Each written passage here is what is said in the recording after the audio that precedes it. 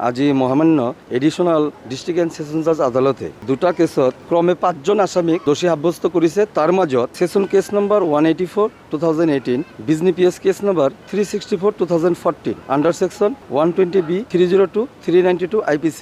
এই কেছটোতে 3জনক দোষী সাব্যস্ত কৰিছে আৰু 2জনক যাৱজ্জীৱন কাৰাদণ্ড বিহিছে। তাৰ মাজত হ'ল এজন জাকিৰ হুছেইন আৰু এজন হ'ল মজিদ আলী, আৰু এজন আসামী one of the কেউকিউজ Asmat Ali, তেখেতক 7 বছৰৰ কাৰণে কাৰাদণ্ড দিছে আৰু লগতে 2জনক একুইটেল দিছে।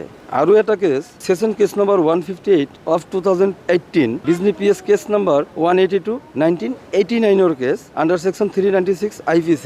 এইটো কেছত 2জন আসামী ক্ৰমে শংকৰ ৰাজবংশী আৰু ৰঞ্জিত ৰাজবংশী 2জনকে যাৱজ্জীৱন কাৰাদণ্ড বিহিছে। এতিয়া যদি আসামীসকলে এগ্ৰিভ হৈ থাকে মহামান্য আদালতৰ জাজমেণ্টত, সিহঁতৰ ওচৰত পথ খোলা আছে, সিহঁতে এপিল কৰিব পাৰে। 184 যিটো আছিলে এইটোত মাৰ্ডাৰ আছিলে আৰু মৃতদেহটো মানে গোপনৰ চেষ্টা কৰিছিলে, আৰু 158 সেইটোত আছিলে হাউচ ট্ৰেছপাছ আছিলে, মানে ডাকৈতি উইথ মাৰ্ডাৰ আছিলে। যিটোত শংকৰ ৰাজবংশী আৰু ৰঞ্জিত ৰাজবংশী এইটো কেছত মাৰ্ডাৰ উইথ ডাকৈতি আছিলে। আৰু যিটো কেছত জাকিৰ হুছেইন আসমত আৰু মজিদ আছিলে সেইটো কেছত আছিলে মাৰ্ডাৰ আছিলে আৰু 392 IPC সেকশনটো আছিলে।